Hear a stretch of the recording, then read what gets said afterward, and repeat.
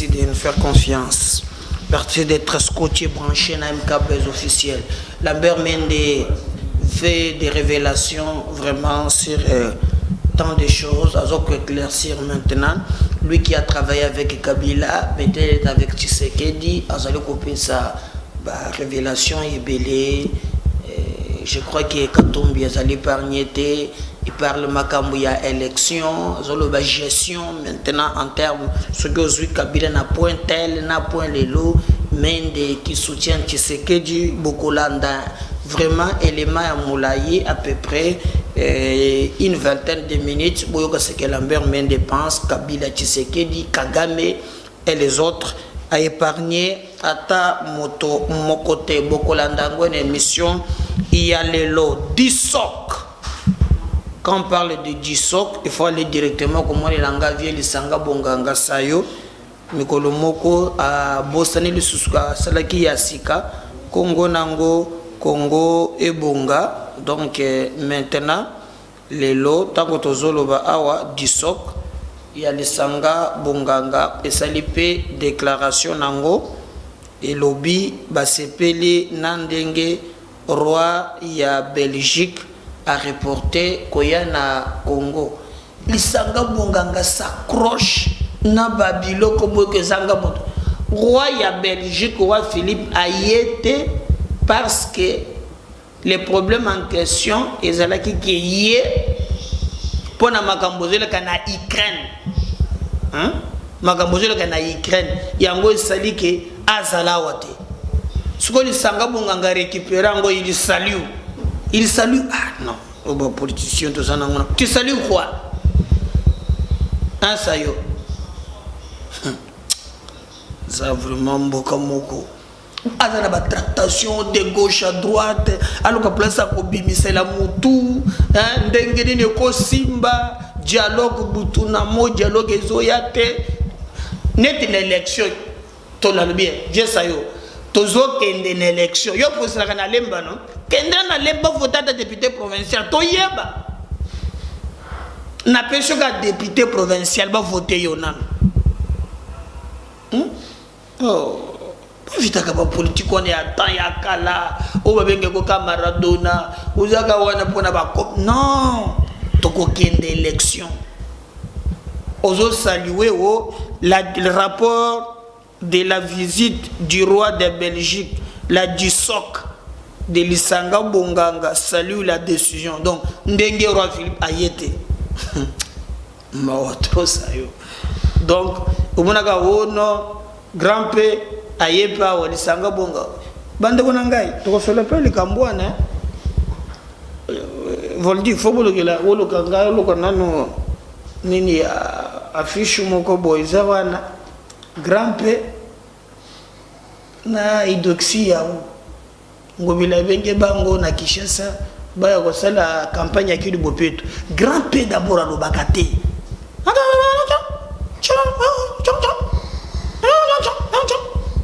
yango nda yo ko sala biso sensibilisation te botama congolais mon elengi talana no gouverneur talande bazo dilapider mbongo ya ba congolais. Siko edoxi bazo yana ne mobimba nanu wana botelanga photo ya edoxi aye est-ce qu'il y a vraiment ko sala campagne ya Kini Bopeto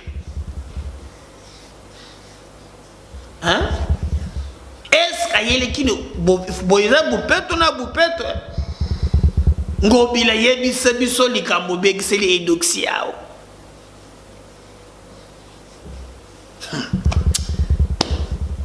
Hoba yako sala Kini Bopeto. Bande bonanga botere binoko. Bozongi selanga photo ya edoxi. Ye wana yako sala Kini Bopeto.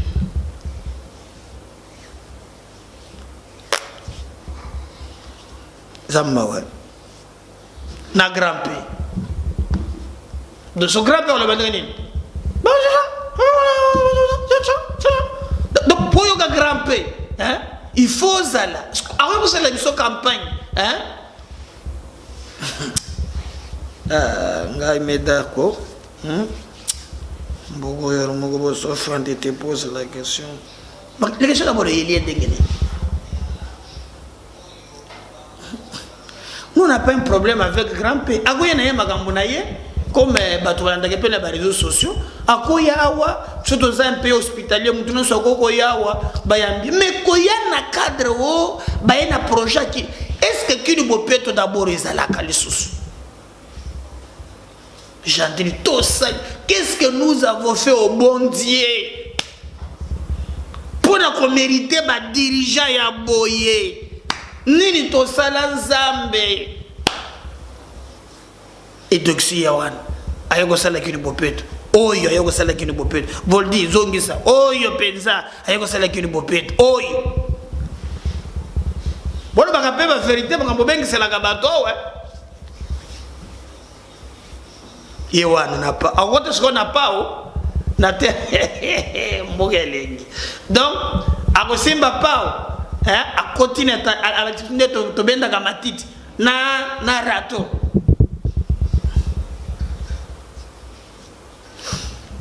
mbogo yo Congo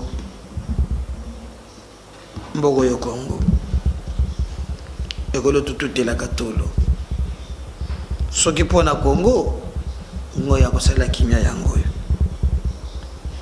voilà to mesana nango ka bongo pe tokole bandenge nini ngobila basala bopeto na edoxy yao azali ivoirien grand P le célèbre azali guinéen donc nous tous on a problème na bangote mais on a un problème l'olenge bazo même qui nous explique tout ça c'est assez lourd tout ça c'est fatigué. Gobila comment le cola moyen te denga beta ki aselo akomela aselo akomela ki o ba bourgmestre wana boy na bo soke longoli te ba lobi afandi asekiti lelo. Donc on va voir crise en Ukraine. L'Assemblée générale de l'ONU oblige la Russie de cesser avec la guerre. L'objet vraiment ONU ba votaki sur 160 quelques 140 quelques pays ba votaki pour na kosenga na Russie atika bitumba immédiatement. Mais nous regrettons aussi que tozali na bandeko mosusu surtout ba africain baza na difficulté ya ko traverser. Quelquefois il y a parfois le bien dans les mal. Congolais na biso moko azalaki kuna amekotaki mbala moko na Pologne nzela Schengen tout la wiza ya déjà na Grande-Bretagne na Hollande déjà fandi na ye nzela nzata ola bakidie nzaba na banzela belé bato banjima kate. Mais nous demandons aussi qu'on traite ba étudiants noirs ba tunyonso bazana poso oyo ekeseli na bango na dignité surtout que ba gouvernement ya bamboka wana basala un effort ya ke batinda quand même ba gouvernement na bango ba ambassade na ba ambassadeur na bango bazana bamboka wana ya ba Pologne basala musala. Nous apprenons même que non Pologne ebisaki bango que non bozaka kana un mois ce que papa na tout ça na état ya guerre on peut se boto un mois ici le coup de la zone en Ukraine. Nous tous en attend ya bitumba faut ba bo utiliser quand même méthode pour na batonyon je crois c'est que ça très très important. Alors bitumbezo inda makas ba pour parler et c'est là qu'il y a des autres na Biélorussie entre Biélorussie entre Ukraine na vraiment na Russie. Et d'ailleurs bon on a qui même les sanctions bazolinga pe bazo pona ba Biélorussie wana bo balobi ke bango de bazo permettre à travers mer Noire pour être Russie à côté sakamindo qui naye abondi sakanango Ukraine Turquie qui avait Erdogan qui avait un certain moment apostana ki mingi na Poutine ba tisaki balien. Mais depuis ces conflits et banda qui en tout cas et même si ba relation de bango lisusu parce que ba drone oyo bomoni bomaki ba char ya baris Turquie mon toi penser qui yango. Et d'ailleurs Erdogan est allé plus loin ya kolobana il y a autant que non, il y a le grand temps, il y a besoin vraiment de décision, il y a makasi contre Poutine, basuka kakatene bango na kosoyola na président il y a Ukraine, mais il faut quand même renforcer la sanction et kende musika, ce qui est vrai. Et Poutine a préparé quelques sanctions, mais ton moni lelo na ba joueur ba katirisi na biloko tout ya mukili. Même football ba longolie makambo nyonso. Un risque qui dirigeait Chelsea, a toujours ba lelo sanction elandi kuna ba longolie même président ya écoute même na balle. Ba longolie il faut que tu Chelsea donc encore bel baissier mais que le faut maintenant mon tomoko ya mbongo ya kozo yango lisusu mais ba longolie donc Russie a déconnecté à part la Chine quelques pays oyo quand même le reste vous allez contre Russie mais il y a aussi une l'histoire quelque part moi je n'encourage pas la guerre mais bah occidentaux peuvent ici. Pourquoi vous ne pouvez pas bocha au tambour ya kakote na ye? Hein? Osuka pe na ngamu bino bozo ka nyobo en circuler ye. Ye boza la kuna bozo yo kate. Mais pour tirer de diminuer mais ça c'est pardon, il y a des innocents ba tout ça basala ka politique tena ba mboka wana. Tout ça là vraiment bien té. Procès en appel ya Chebeya Major Christian Kenga condamné à perpétuité. Donc, bah condamné. Toujours que la bino, bolanda vraiment en intégralité. Mkabezo fubi que bolanda ka procès wa de pas il abisso. Donc, la bino bolanda toujours en alerte. Toujours le cas comment tout la bino procès wa na bolanda ngo en intégralité. Mais voyez bah que Christian Kenga bah kangié nous apprenons que d'ailleurs que Paul Mwilambo ministère public et lobby que non bazana ba élément ou ba koki ko condamner à yangote alors chez Narambo bah fallait peu basam batale les cambonaye nyon soana boza la branche bolanda na MKB officiel intégralité ya procès ya Chebeya Bokolanda Yango ou très bien. Fayoulou s'oppose à la condamnation des 10 militants décidés. Vous savez très bien que Bandego ba beta qui ba député moko ya IDPS ba Pasolier Bilamba, je crois que beaucoup mona yena photo wana, alors ba condamna ki bango na 10 ans. Martin Fayoulou a télémis pour une fois lobby il s'oppose. Alors, ça s'oppose, c'est une mission qu'on a boloko alors. Et on a vu ça, Bilenge, 3 jours que nous avons fait un conseil. Il s'oppose, il va faire quoi? Hein? C'est attendez bavo. Pour na mona tami mokolo ya kosamba wana. Kaka maître Clément Moussa qui est un ami na ba débat, ndé na monia yé wana. Tous les avocats ba gala muka ba ya quitté. C'est que peut-être à peine, mais en entre-temps, ma botte n'a pas en charge. Le Wenga de quoi douleur, t'as le goût de tout comme. Ce qu'il faut s'oppose. Donc il va s'opposer à ma botte à ma galade. Tout ça là, quand tu fais des choses, t'as la miroir, quand il m'a bandé que le bavou, mais t'as la miroir, mais t'as le bien. C'est acte que je pose. Conséquence dans les années. Félix Tshisekedi annoncé à Bunia. Fachi Beton, azoke nanaye na Bunia. Ah, quand on va capturer, donc il va capturer, on va basoda et belé. Task force depuis Batoma Lubanga, ba kangi bango, o ba ke ko négocier, ba kangi bango na kodeko. Eza flou. Gamwana,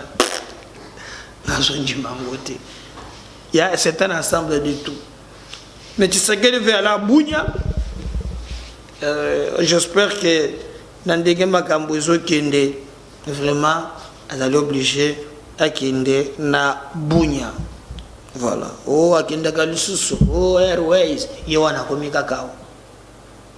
akokende bunya atala bandeko na yo baza kuna nini penza ezali koleka mais la sécurité ezala renforcer Kagame aza na kanda po mabulu nyonso ya minéré base bakunda yango.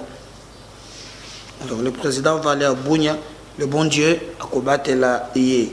L'artiste Grand P et son épouse est arrivé à Kinshasa pour la campagne Kinoubopetu. La CENI accélère le préparatif des opérations des élections prochaines. Donc, guerre qui entre CENI et les autres, vraiment, makambo évolué, moi mingi, bazali ko bongama pour être token na élection dans les conditions acceptables par tous, bien sûr, parce que beaucoup de gens bazali ko utiliser malignité na bango pour na koloka ba dialogue na banzela o ezali clarté. Alors na moni vraiment présence ya communauté internationale ezali ko ya mikolo nyonso na mona ka ambassadeur ya États-Unis ya IE Union européenne et belé bazali wana pour na ko échanger Denis Kadimba. Maintenant je crois que autonomie na bango bazali nango à 100% parce que tous les monde société nini bakoke koloba apona makambo oyo etali misolo ya élection. Le gouvernement oyo bayambaki premier ministre et pas président de la République bayambaki pena Denis Kadima ensemble ils ont harmonisé les points de vue. Maintenant c'est une na autonomie na mais IGF peut kosala musala naye parce qu'il faut de la paix mi solo. Mais le plus important ils a dit toyo kalisote ba bruit moko inutile de tomesani koyoka yango tomesani wa chaque jour oya lobby oya sali ngabo non le peuple bazoze la élection et la CENI vraiment ils allaient quoi accélérer to kende kozwa ba carte d'électeur. Est-ce que to kozwa ngo na carte d'identité déjà kadi masi lobaki soki bozoze la ki AP Sabino carte d'identité na carte d'électeur c'est que koki kozala na moi problème na oyezota la makambo ya élection dans le délai. Tout cela que biso botoye ba na katele sel pio carte d'identité faisant fils de carte d'électeur faisant fils d'identité à carte d'identité.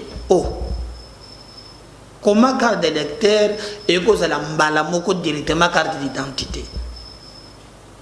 Et puis nga kono kutia ba Rubero wana na Est wana Kamuru Shongonya, Karuma Roger, Tala Bango na mipiru ya bagarre d'électeur. Kutuba rebelle moko bakanga kiata nango 10 maman moko bakanga 10 cartes d'électeur. Quand même on a besoin et des élections dans le délai. Ce qui est cause là quand même que non, ata tolekisi mais baba ndaka quand même bazwa ba élément wana ba memango na ONIP. Peut-être en gens ya ONIP hein à la paix ou sur place tant que comme ça les données na nyonso et salami pour te permettre bisoto kinde liboso. C'est très important. Tout cause la mboka te toyeba na kate awa na komina Kinshasa ba malia bazoya butu na Brazza comme nous besoin la libanda lobia simbi kriche à café na ba na ba poussière encore congolais balinga poussière net les cambo mususu soit chelo mo muke bazana ni moko boya tazu ya pembe boy muke tala mi pour ya poussière comme na ba congolais plein activité mususu ezate ba warabana succès moko ko sakanate. Au comment on a évidemment ingalaté, c'est le comboté, le papier, nous sommes sur le dos, le cacaïa, poussière. À force à côté que poussière, lobby a commis l'ingala commis boss. Mais Congolais, mon colomboka, on les comprend en dehors, il y a poussière, vie moussous, égalité. Tout sengi, tout ça a besoin, il y a identité, oui. Mais nous avons aussi besoin d'avoir des élections dans le délai. Si on peut les séparer, je suis d'accord. Mais où me les sous-souter pour comme un délai où élection ezali et un ndemba moko le kamboya recensement et bandi et puis ça gagne internet on dit bako ça lango peut que pas tomber en 2024 il n'y a pas d'enjeu à élection directement ou bien 2025 avant de comme mandat qu'on a musique. Vous bandez tu bandez sur carte d'identité. Pas au carte d'électeur faisant d'office des cartes d'identité. Et c'est mais c'est il y a lobby vraiment pour na kota ba préparatif si avancer na ye makasi azali ko préparer ba élection et biso tozoka na peke tozali kozwa yango Lambert Mende Omalanga à lobby makambo ebele. Je vais vous laisser Bolanda à peu près makambo ya lobby Tshisekedi Kabila Kagame Katumbi Mende oyo beaucoup pesa la raison Mendoy okonjima teke zaye ko PTV za un avantage pour la radio te bokolanda Lambert Mende Omalanga Maya lobby et nous allons revenir pour na ko chiter suivant Lambert Mende on revient juste après. Je voudrais d'abord mettre un bémol sur ce que vous venez de dire. Si je suis chantre de quelque chose, c'est du lumumbisme. Je l'ai toujours dit, mais je ne comprends pas pourquoi les gens veulent toujours me ramener à d'autres chapelles.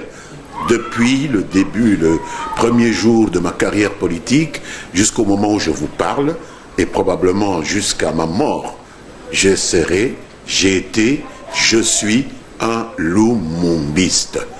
Et je me rapproche de ceux qui entrent en coalition avec moi ou qui souhaitent faire des coalitions avec moi et mes amis, en tenant compte de la conformité des programmes qu'ils nous proposent avec cette doctrine que je porte en moi, qui est le lumumbisme, les idéaux de libération, d'émancipation de notre peuple. Donc on ne me dira pas kabiliste, on ne me dira pas tshisekédiste, etc. Je suis lumumbiste. Point. Tiret. Voilà ce que je suis. Donc je suis tout à fait à l'aise avec les orientations qui ont été prises par le président Tshisekedi, parce qu'elles vont dans le sens des intérêts nationaux de la République démocratique du Congo, qui constitue le b.a.-ba du lumumbisme. Tout à fait. Alors, est-ce qu'il est possible d'établir un lien dialectique et même historique entre le tshisekédisme et le lumumbisme? C'est ce que je viens de vous dire. Parce que le lumumbisme, nous pouvons en parler ici pendant 24 heures, mais je l'ai résumé en disant la défense des intérêts nationaux de la République démocratique du Congo. Et lorsque Tshisekedi vient pour nous dire le peuple d'abord, je crois que ça rime, ça me parle. Et lorsque je le vois prendre des positions en faveur d'autres mesures qui avaient été prises par son prédécesseur et que j'avais soutenues, notamment la revisitation du Congo en faveur de la République démocratique du Congo, cela me parle. Et personne ne peut croire que j'ai besoin d'aller lui demander sa permission pour pouvoir dire à un leader politique que je soutiens son idée. Je ne comprends pas l'idée qu'ont certaines personnes à s'imaginer qu'ils détiennent la clé de l'imprimature pour dire à des hommes politiques qu'ils doivent soutenir et qu'ils ne doivent pas soutenir. Nous avons nous-mêmes le libre arbitre pour décider de ce qui est bon pour nous, de ce qui est bon pour l'idéologie que nous servons et de ce qui est bon pour les intérêts d'une population que nous avons à cœur, dont nous avons à cœur de défendre les intérêts.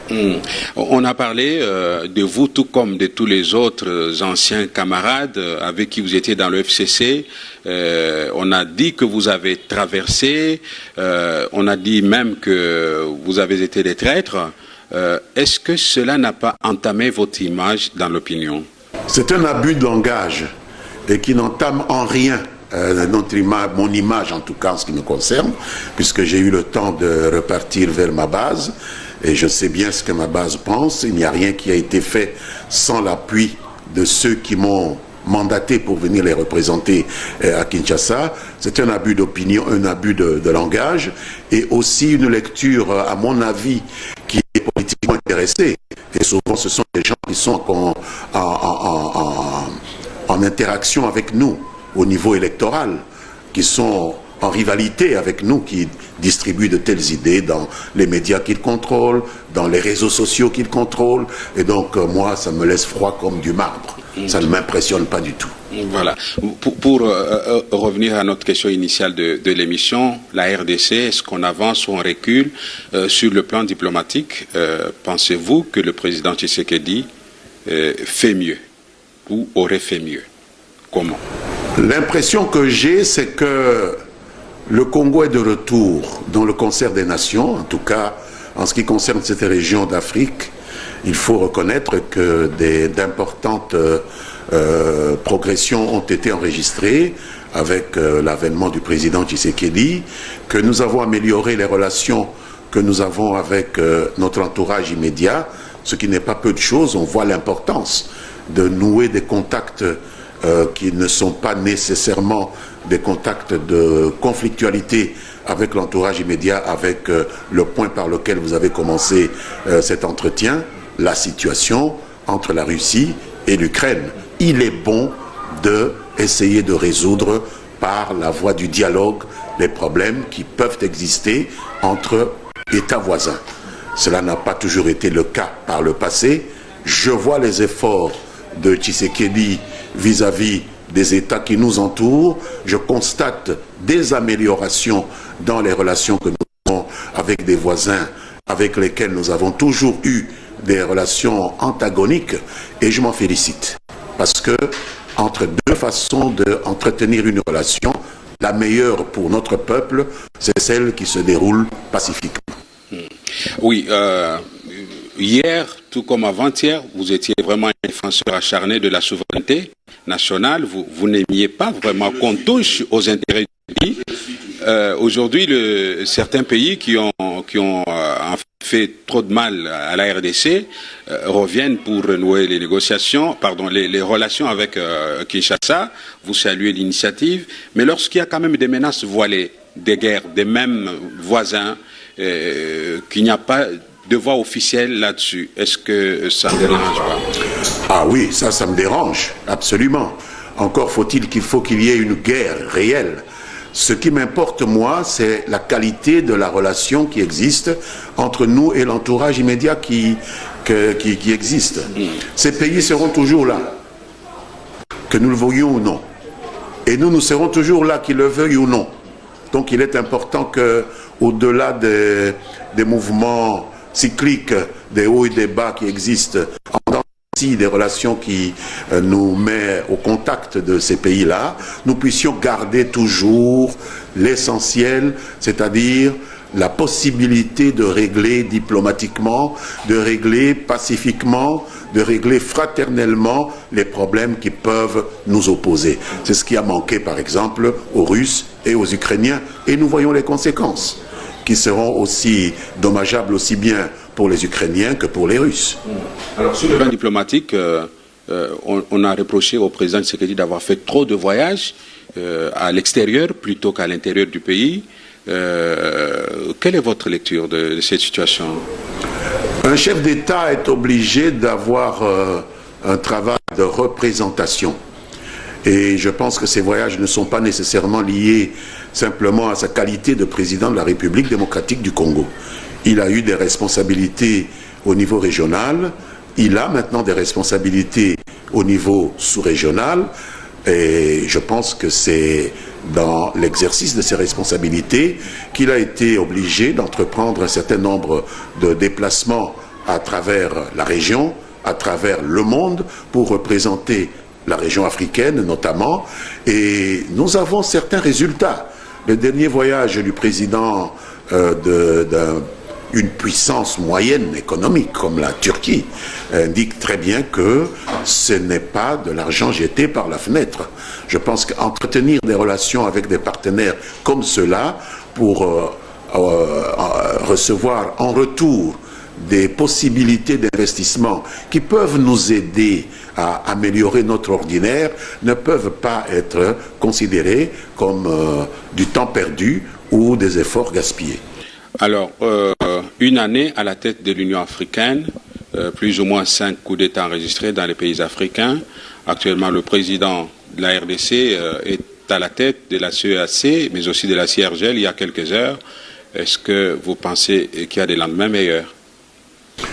Je dois regretter d'abord ce qui se passe au niveau de l'Afrique de l'Ouest. C'est un peu localisé. Vous savez, ce n'est pas au niveau de toute l'Afrique qu'il y a cette vague de coups d'État. Il faut d'abord condamner le fait que dans un pays où il y a un président élu, les militaires se lèvent un matin, quelle que soit la justesse des revendications qu'ils peuvent avoir, pour aller à l'encontre des choix qui ont été faits par un peuple, des choix souverains d'un peuple. Je pense qu'il y a moyen de défendre ce qu'on a à défendre sans nécessairement balayer la table, mettre tout sens dessus, sens dessous, et je pense que la CEDEAO a bien raison de pouvoir essayer de limiter cette vague, cette fièvre de pronunciamiento qu'on a observé ici et là, mais qui se focalise jusqu'à présent dans certains pays d'Afrique de l'Ouest. Et je voudrais vraiment toucher du bois et espérer que cela ne puisse pas s'étendre à l'ensemble du continent. D'accord. Alors, revenons encore une fois à la politique intérieure. Les élections 2023, beaucoup de questions dans l'opinion. Visiblement, il y en a qui soutiennent la thèse du glissement. Si glissement il y avait, qu'adviendrait-il, M. Lambert-Mende? Je ne pense pas qu'il faille déjà prédire ce glissement. De faire des prédictions négatives. Il y a des prédictions qui peuvent se réaliser rien que par le fait qu'on les multiplie. Les prédictions anticipatrices. Éviter cela.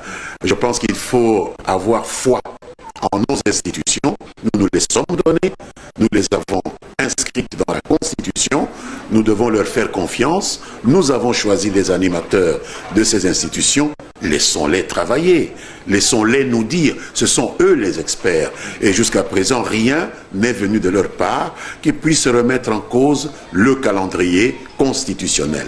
Tout le reste n'est qu'à mon avis, c'est le fruit de cette mauvaise habitude que nous avons prise de nous livrer à une campagne électorale permanente. Critiquer quelqu'un dès lors qu'on est dans l'opposition, même sur des points sur lesquels il n'y a pas matière à critique. Vous savez, soupçonner quelqu'un de vouloir faire un glissement simplement pour essayer de le vilipender au niveau de l'opinion. Jusqu'à présent, rien n'a été fait. La guerre qu'il y a eu entre le ministre des Finances et le président de la CENI est révélatrice de beaucoup de choses. Oui, mais pas très bien. Pas d'un glissement. Sur la voie publique. Oui, mais c'est plutôt pour moi la manifestation d'une santé plutôt saine de la gestion des finances publiques. Qu'un ministre des Finances s'inquiète sur la réalité, la qualité de la dépense publique, d'où qu'elle vienne. Vous savez, elle peut venir de la CENI, elle peut venir d'un ministère, elle peut venir de tout autre établissement public. Qu'un ministre des Finances se soucie de la qualité de la dépense est une bonne chose.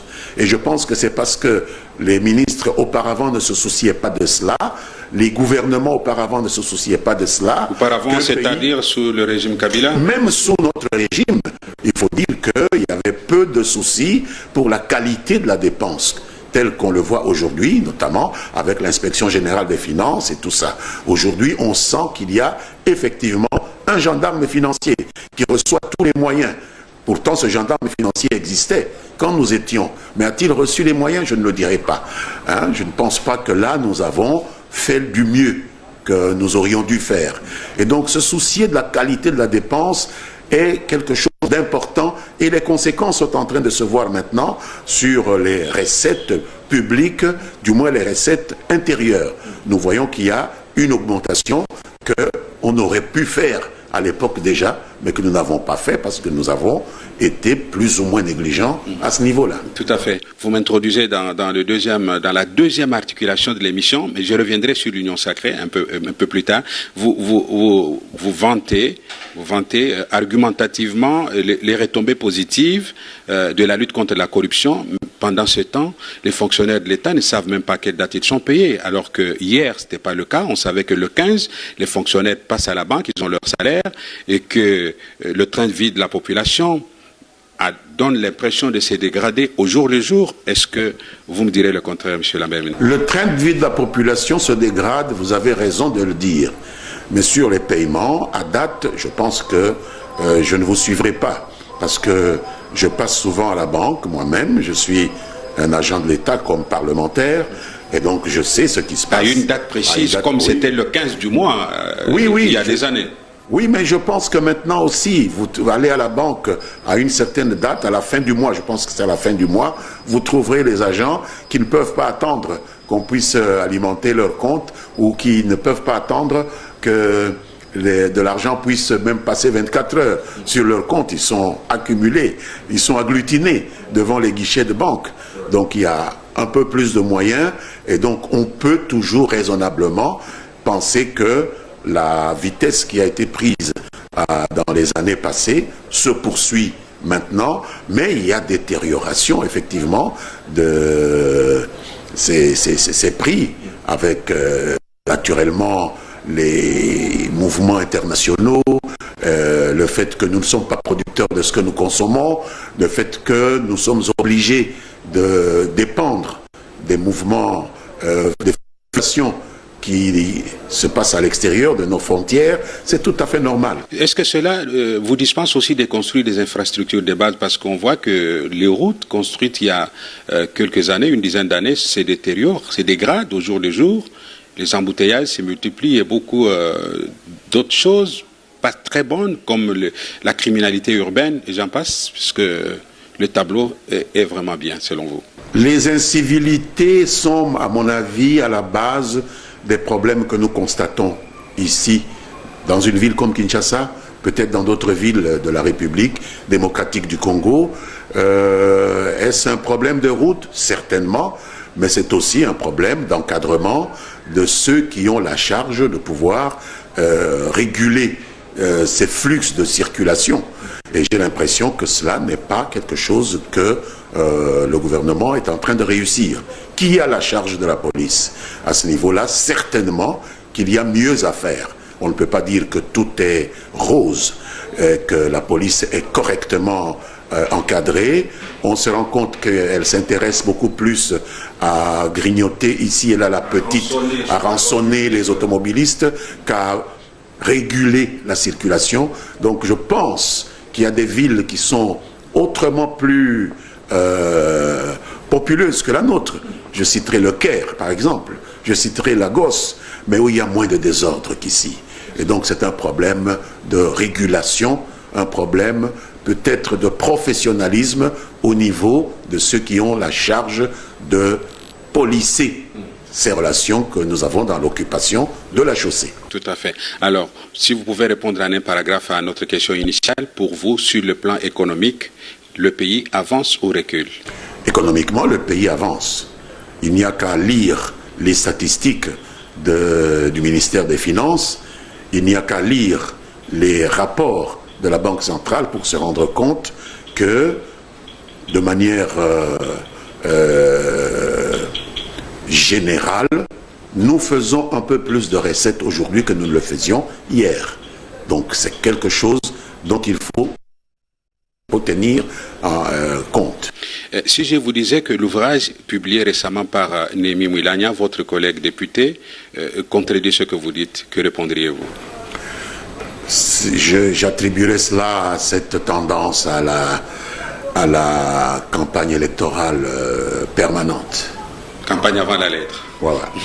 Alors, on revient à l'Union sacrée. Monsieur Lambert Mende, avec toute l'intelligence qu'on vous connaît, la rhétorique, l'emphase, oratoire, et j'en passe, beaucoup de qualités, comment pouvez-vous adhérer à une structure, à une vision sans texte de base? Avez-vous une charte à l'Union sacrée? Si vous aviez une charte, pourquoi déjà la désignation des candidats gouverneurs pose problème? Quelle est la charte du lumumbisme? Moi, j'ai adhéré au lumumbisme de manière instinctive.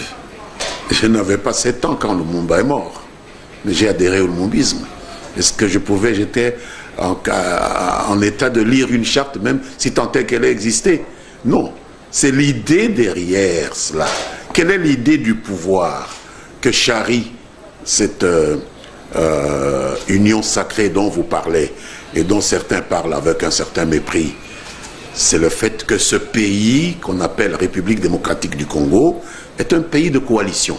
Vous ne gérez pas un pays qui a 300 à 400 tribus, où on parle plus de 250 langues, comme si vous gériez un pays comme la Belgique où il n'y a que 2 tribus, où on parle que 2 langues, ou 3, hein, l'allemand, le flamand et le français. Donc ici, c'est un pays où il faut jeter des passerelles. Et donc moi, ce qui m'a parlé dans cette union sacrée, c'est l'idée de jeter des passerelles envers toutes les composantes de la société congolaise. Et c'est ça qui m'a plu. Le reste peut être codifié, nous sommes là pour le faire, il faut le temps pour le faire, mais Paris ne s'est pas construit en un seul jour. C'est ça.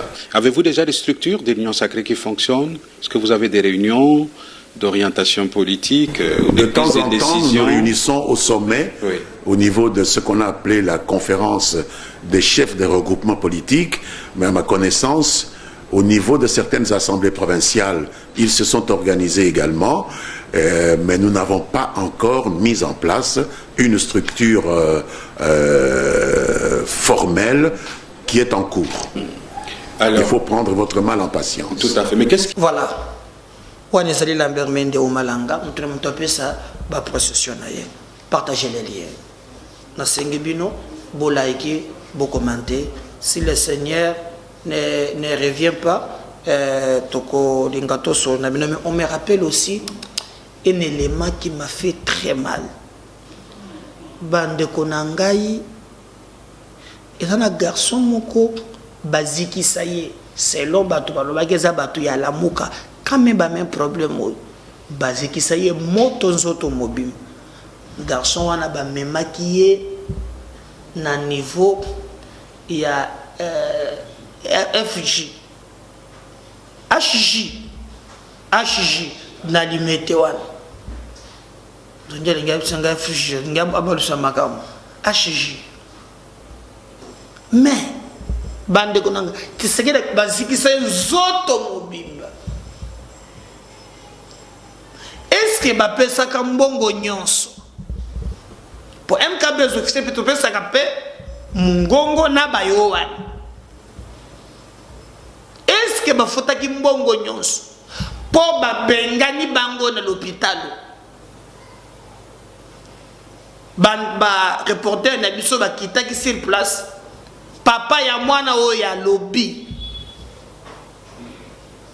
papa ya mwana oyo a lobby, mwana pe a lobby, bota la bapota, bota la ndengeni, azali totalement oublié. D'ailleurs on va chercher comment Togo kiko ya Bolanda pe le mabibesi yango même ko les oya, en tout cas na ko yamba bango ngamoko pona solo na bango. Suivant cet élément, et c'est après cet élément que nous allons nous dire au revoir. Merci de le suivre. Mwana mboka mbote na yo mbote mama tomono lelo na bapota mais quand on peut ko expliquer ba imboko ba kolanda biso à travers médias na biso c'est quoi ton cas bapota oyo eza kuna zwaka mukolo président autaka Égypte na retour à président tozaki biso nyonso tout na cortège et alors to comme na quartier 3 là ça va to la muka de ba benasaki ngai ba beteki nga koto moloto de azikaki azaki na clinique galé na nini na campus de na yo longo na campus président yotinda ba yotinda nga na HJ président mtazwaki nga charge ayaki pe ko visiter nga les jours moko ayibise nga ki aotika nga te mais j'étais surpris et comme un moment moko bato hôpital ba esanga ki bima da président futi mbongo na yo boye na boye il faut ka ko bima boye ki wana ba bimsanga za ki 22 ya na bima na hôpital alors tilelo azara na sebo ya on a senga kunza mboka vraiment sunganga parce que nazana eloko autrement ya salate c'est pour cela ya wana nyonso tout na sana ko sa oloba. Maintenant, dans l'hôpital Babimisio, ça encore, il y a président de la République. Entre-temps, déjà dans l'hôpital Balobi, il y a Mokondo Bimaki. Non, nga moko na bimina volonté na ngate bango nde ba pousser nga ba bima. Parce que nga avec une bimate, so il s'agit à botombola nga bo nga libanda botombola. Ba insister que président déjà fouti biso mbongo, c'est que il faut libérer chambre parce que quand la chambre ya wana mona ya bimaki ba misinga 22h. On a bimaki. Ok, maki nga fan na kingasani. Siko na minito nzoto. Nzoto na nga eza bien. Tenaza na bapota. Bapote sili na tenaza bapota na zikaki makasi. Donc sotali na sima mkongo nyosa. Batumbaki ngai na biwa bete nga ko to moloto. Batumbaki okotumba. Message nous ko lancer lelo na président de la République. Azo lancer message kara ke ayebisa kinga laka kinga ki akotika ngai te. Na quartier 3. Batumbela ki na quartier 3, quartier 3. Na quartier 3 na Kingasani. Na Kingasani, le président Outaki Égypte. Oui, c'est ça. Et alors, on a aussi un pas président Atika Ngate, soit Tikinga Boué, donc m'a appelé. Ça fait 4 jours, une semaine derrière moi, c'est une bande de potes, ça va te finir. Donc, là, autrement, ça, tu soit Tikinga Boué, m'a appelé. Comme Kobimatofina, na minute yo, soin ou arrêté. Arrêté. Pour le la chemise, pour et permettre battre l'anda biso. Bamona ezali ndeko oyo akutanaki na likama mukolo o président autaki Égypte nde selon ye alobi kezaki bandeko to pe ba militaire la muka azaki bongo logé na hôpital HJ na compte ya président de la République mais après président Kolongwa bandeko yo hôpital bayaki kobimisa ndeko na biso mobali nde bokomona lelo ako se plaindre aleli atangisima misu bosa mokonza mboka Fati beto tobi koyoka ka peuple o azali mwana na yo aye kolela liboso ya micro na biso papa okoki ko continuer koloba parce que ça fait très mal. Donc yanga ya lobezaki karawana donc nazo senga vraiment ya président tikanga ite asunganga vraiment asunganga imakasi président sunganga na spede na papa nanga ka cause ya likola makambo oyo. Donc nous merci beaucoup. Il est sous émotion. Mwana oyo azamwana grand frère. Grand frère aboti mwana oyo azamwana na ye ya Minai. Mwana oyo azalaki na cortège ya chef de l'État. Chef de l'État autaki Égypte. Mwana oyo batumbaki moto ya acide basangisi na essence. Bachango na molangi. Babwakeli azalaki chauffeur moto. Biloko na ye nyonso moto ebungaki ba carte bambongo ye asalaki na batongo nyonso ebungaki ba memiye epa ya ndeko moko ya mawa akeko chaye na hôpital moko na Bekatef tango bake na Bekatef alobi batunie oziki boende nini alobi naza combattant nazalaki na cortège ya chef de l'État ba memiye bakeko chaye na campus CG alandie CG Augustin Kabuya alandie na campus ake na campus akuti kuna ba docteur bazolo bake bangonde ba botola biso pouvoir akobika te a signaler batu ba bengi CG abengi chef de l'État tindi ambulance ya HJ ba memie bake na HJ chef de l'État ke kuna atelier azana makambo chef de l'État yebisaki ye abise na kotika la kotika yote parce que we risque liwa sikoyo na sutuki jour mususu bakomi go benganga na banepa ye azo benganga ke bakisi eza te na komi kotinda bambongo chaque jour pona bakisi na hôpital jour mususu na ba 21h nazoyo kazo benganga azolo baka papa awa batelemi bazoye bisanga ke nabima nabi yo moko kuna okobima ndenge nini papa na ye tango amonaki kandenge mwana azikaki papa na ye akufaki atikala ko supporter ba pota ote papa na ya kufaki ba photo nyonso eza na téléphone ndenge tokundaki papa na ye chef de l'État yebi papa ya mwana oyo parce que asololaki na ye na HG tozo senga chef de l'État ba pota yango ezobimisa bato fini mwana oyo azali suna mosala ya kosala te chef de l'État ye moko alobaki ke na kotika yo te ye moko alobaki ke na kotika ete mawa ya Nzambe ekota chef de l'État abosana mwana ote abosana mwana ote parce que akotika la kokumba lisusu moto te moto ebunga ba carte na ebunga bambongo nyonso ebunga ndenge azaboy azali lisusu na eloko akosala te tokundi papa na ye moko na kati ya hôpital o nazalaki nango ya koloba yango wana merci.